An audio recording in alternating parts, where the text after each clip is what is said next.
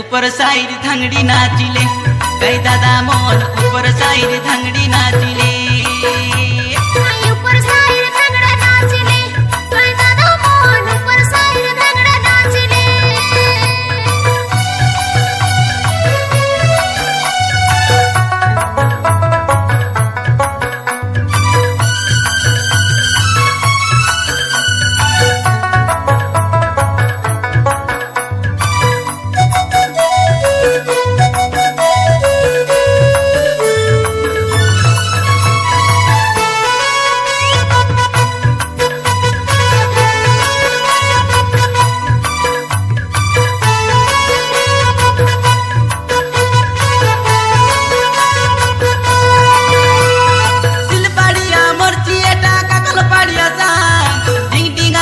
मोट जल के करी देला अचरा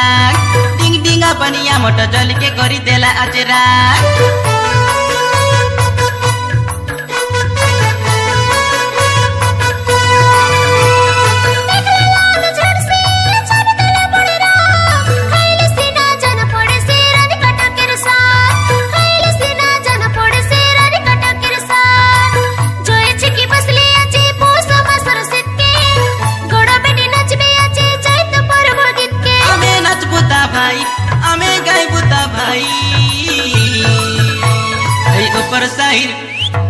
ऊपर साइड धंगड़ी नाचिले कई दादा मोन ऊपर साइड धंगड़ी नाचिले ऊपर साइड धंगड़ी नाचिले कई दादा मोन ऊपर साइड धंगड़ी नाचिले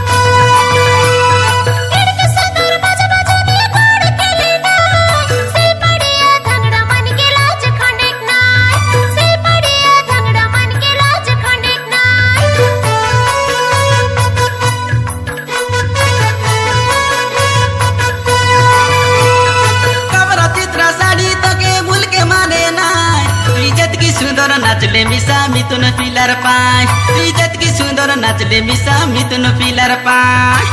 सुवादो मधुर कथा धन कुटन के साले निको निको कथा कोई देवे जीव न खाऊ न ताले आमे नाच पुता भाई आमे गाई बुता भाई ऊपर साइड धंगड़ा नाचिले कई दादा मोन ऊपर साइड धंगड़ा नाचिले ऊपर साइड धंगड़ी नाचिले कई दादा मोन ऊपर साइड धंगड़ी नाचिले दिल चमके मुई सगानी डुबका चाउले सुलिया डोंगरे पुत्रा नाना गीत मारुले डोकरा डोकरी आता मामा के सबके माताई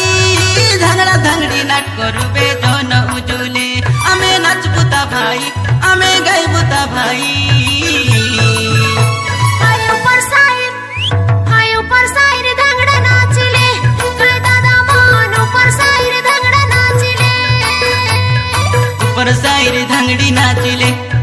दादा मन ऊपर साइड धंगड़ी नाचिले